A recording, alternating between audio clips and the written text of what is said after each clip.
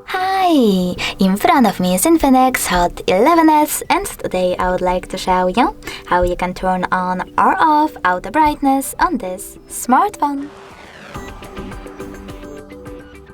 First of all, just access settings.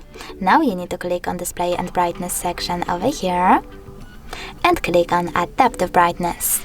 Following that, just tap on this gray sweater next to adaptive brightness feature, and as you can see, after that, auto brightness is on. If you wish to turn it off, click on the sweater again. But you can also go into tab menu instead and click on this A icon next to brightness slider. If it's green, that means that auto brightness is on. If you wish to turn it off, click on this same icon. Thanks so much for watching. If you enjoyed this video, leave a like, comment, and definitely subscribe.